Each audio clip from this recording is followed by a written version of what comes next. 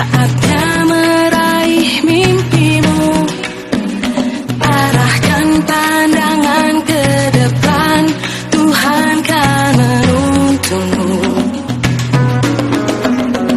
Sadarilah masa berganti, tantangan kan kita hadapi. Assalamualaikum warahmatullahi wabarakatuh. Waalaikumsalam warahmatullahi wabarakatuh. Selamat pagi menjelang siang ibu-ibu semuanya. Selamat pagi juga Bu, menjelang siang. Gimana kabarnya hari ini? Sehat? Alhamdulillah. Sudah sarapan semua? Sudah makan gorengan Bu. Oh iya. Baiklah ibu semuanya, terima kasih atas partisipasi waktunya ya. Di sini kita akan belajar tentang budaya positif ya, di mana akan menjelaskan tentang segitiga restitusi. Ibu-ibu sudah pernah mendengar kata-kata segitiga restitusi? Belum segitiga datang. Oh ya, belum pernah. Kalau segitiganya sudah pernah. Jelas kali tinggi per 2 rumusnya Bu. Nah, di sini baiklah saya akan menjelaskan bahwa segitiga restitusi itu adalah pelajaran yang bisa kita untuk menyelesaikan suatu permasalahan yang terjadi pada anak. Di mana langkah-langkahnya, langkah-langkah segitiga restitusi ini yaitu yang pertama menstabilkan identitas, validasi kebutuhan, dan menanyakan keyakinan. Di mana apa itu menstabilisasi identitas? Di sini setiap orang pasti pernah melakukan kesalahan. Di sini kita akan cara menyelesaikan kasus ya, menyelesaikan kasus pada anak. Di mana di zaman sekarang tidak ada kita sebagai pendidik dan guru atau guru tidak ada menggunakan kekerasan lagi. Di sini kita akan menggunakan pembelajaran tentang segitiga restitusi, di mana setiap permasalahan pasti ada jalannya. Ini misalnya kita mencontohkan untuk kasus ya. Apa pernah dengar ibu-ibu kasus di setiap kelas? Seperti apa kasus yang sudah pernah ibu dapatkan di kelas atau di mana, di rumah atau di mana? Kasus seperti anak yang suka tidur. Suka tidur. Kalau misalnya ibu Angga, kalau misalnya ketemu sama anak yang suka tidur di kelas, bagaimana ibu cara menyikapinya? Lebih banyak diajak bicara Bu. Nah, Lebih diperhatikan. ya, beli perhatikan. Jadinya di situ diajak ya. Ya. Nah, di sini misalnya kalau misalnya ada kasus yang anak tidur di kelas, otomatis gurunya mengajak ya, mengajak anak itu untuk berbicara, ditanyakan ya. Itulah yang namanya menstabilkan identitas. Ditanya dulu anaknya siapa, terus kelas berapa. Nah, jadinya kita menanyakan kepada anak itu biar dia yang menyadari kenapa dia sampai tidur siang itu, ya, sampai anak itu bisa tidur siang. Maksud saya bisa dipahami ibu? Nah, maksud saya kita di sini kita sama-sama belajar bagaimana cara kita di SD 94 ini menyelesaikan sesuatu masalah itu tanpa ada hukuman pada anak, ya. Karena kita sebagai pendidik bukan hak kita untuk menghukum. Karena di sini ada 5 posisi kontrol. Kita sebagai pendidik bisa menghasilkan anak, murid itu bisa dijadikan teman. Pendidik ya, kita sebagai pendidik, murid bisa dijadikan teman, pemantau, dan manajer. Apa itu dengan teman? Anak bisa kita ajak bersahabat dengan kita. Kita tanya, apa nak permasalahan pada misalnya kalau anak itu ada yang suka menung, anak-anak itu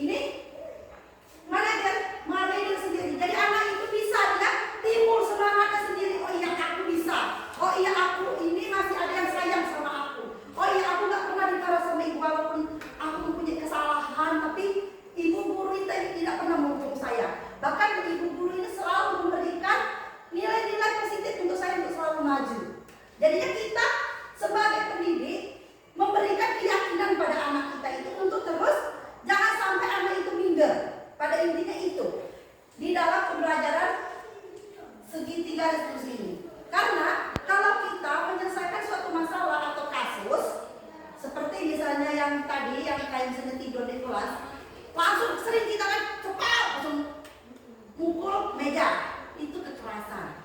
Itu sebenarnya bukan kesalahan, tapi cara metode kita cara menegur anak itu salah. Mungkin takutnya anak nanti kan kalau anak jantungan gimana? Ya kan? Kalau anak jantung kita lebih cenderung sekarang ini ke anak gitu kan. Di sini sekarang kalian siapa yang ingin bercerita lagi? Itu tadi ada satu kasus. Sekarang siapa yang ingin bercerita satu kasus cara menyelesaikannya?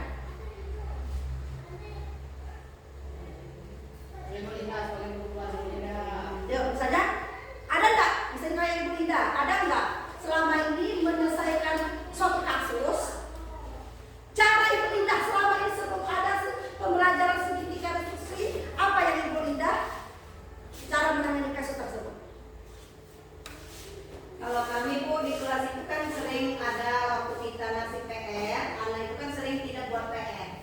Jadi sampai 2 kali dia tidak buat PR. Terus Gimana Ibu Linda? jadi kalau di kami itu kan saya mengajar di kelas 6, jadi saya itu sering ada anak itu salah satunya yang sering tidak buat PR. Jadi pernah sampai 2 kali, 3 kali sudah dihukum. Biasanya saya selama ini menanganinya saya beri hukuman.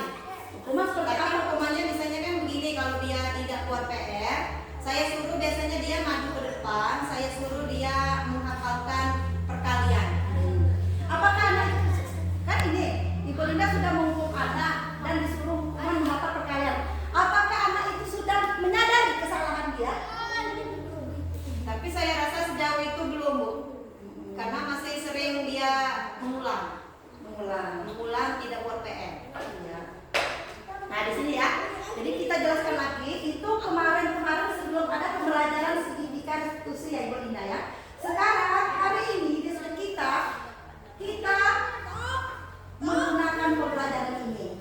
Jadi kita sebagai pendidik jangan sampai memberikan hukuman pada siswa. Karena tadi siswa dijadikan kita sebagai pendidik jadi teman, pemantau dan manajer. Nah di sini kenapa kita sebagai pendidik cara menyelesaikan misalnya tadi, oh ya kali itu kita seperti apa kalau menyelesaikan kasus yang ada di kelasnya? Kalau saya cara menyelesaikan kasus yang ada di kelas, soalnya saya mengajar di kelas 2, saya jadikan teman. Saya jadikan teman, toleransi dalam memecahkan masalah itu. Saya jadikan teman. Saya jadikan teman, toleransi dalam memecahkan masalah itu, didekati dengan anak-anak itu didekati. Nah, jadi setiap permasalahan itu misalnya ibu kita jadikan teman didekati sehingga anak itu bisa dijadikan suatu apa yang dia rasakan tadi terbuka sama ibu kita. Iya. Ya, tepuk tangan itu ibu kita. Ya, sudah ya. Berarti dengan cara selama ini berarti teknik kita sebagai pendidik memang udah luar biasa. Sudah luar biasa kita menerapkan bagaimana cara ini memajukan siswa kita menjadi anak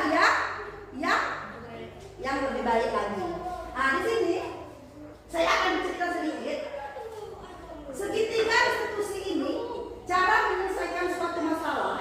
Misalnya anak kita ambil kasus kemarin di SD kita ada yang tidak seragam. Contohnya ya, di mana anak kita itu tidak seragam. Kan kita tidak boleh langsung marah sama anak itu. Kita tanya dulu. Kita tanya dulu permasalahan apa, alasan apa sehingga dia terlambat, tidak terlambat tapi dia tidak menggunakan seragam ya. Nah, dia kan punya alasan tersendiri. Anak itu sadar bahwa oh iya, aku tadi terburu-buru Bu. Berarti dia kan menyadari, dia kan bersadar ya. Nah, jadinya kalau yang ini yang validasinya punya alasan tersendiri anak. Jadinya dia kan validasi kebutuhan. Dan kita sebagai pendidik harus memahami. Oh ya anak ini seperti ini. Oh anak kita ini seperti ini. Gitu ya. Jadi kan ibu kalau ibu saya ada pengalaman. Ada Bu. Mana? Saya ini guru kelas 4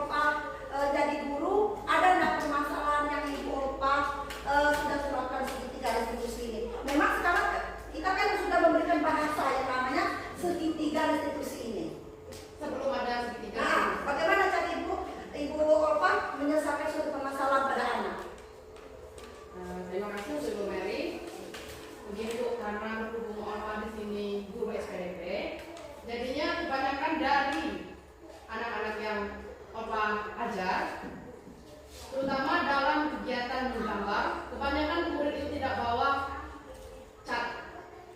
Jadinya setiap ada kegiatan menggambar, biasanya orang-orang yang tidak bawa cat, anak-anak dididik tidak bawa cat, pinjam dengan temannya. Alasannya untuk minggu depan dia belum beli lah, nggak ada duit lah. Itu permasalahan beberapa ya.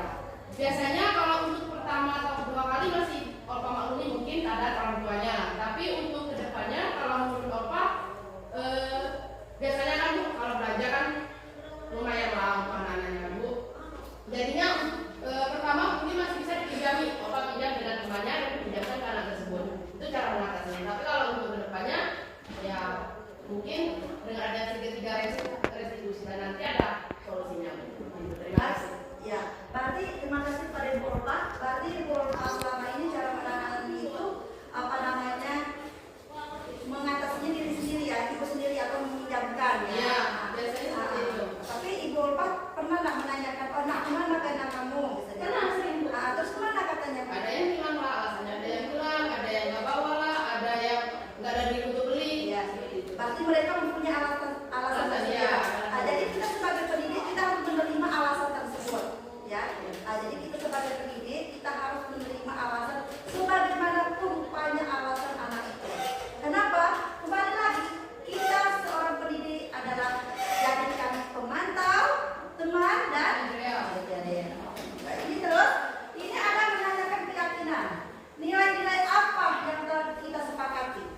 Pada misalnya suatu permasalahan itu kan dalam menangani kasus tadi, misalnya kayak anak nggak seragam tadi. Yang pertama kita kan menstabilkan identitas. Kenapa?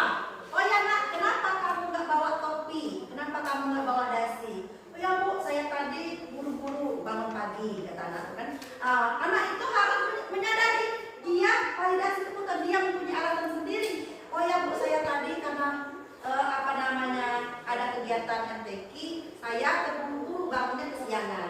Tapi alhamdulillah anak itu kan tidak terlambat ke sekolah, cuman ada beberapa ketinggalan. Nah, jadi kita sebagai guru, sebagai tenaga pendidik selalu mengawasi anak itu, menanyakan dan tanya apa sih yang membuat anak ini sehingga anak ini bisa menyadari biar dia sendiri yang menyadari dia yang salah. Jadi maksud saya ngerti ibu-ibu semuanya. Sekarang ini dengan saya sudah menjelaskan pembayaran restitusi ini, maksud saya itu bisa nggak ibu memahami apa itu segitiga restitusi sesuai dengan adanya kasus tadi? Bisa. Ya, bisa. Maksudnya kalau Ibu Dewi apa itu pembelajaran apa namanya pembelajaran? Gimana Ibu Dewi? Udah mengerti tentang pembelajaran segitiga restitusi? Bisa mengerti Bu. Berarti kita simpulkan segitiga restitusi itu pemahaman nggak boleh menghukum anaknya. Ya, betul sekali. Kita hanya sebagai teman dan pemantau dan ya.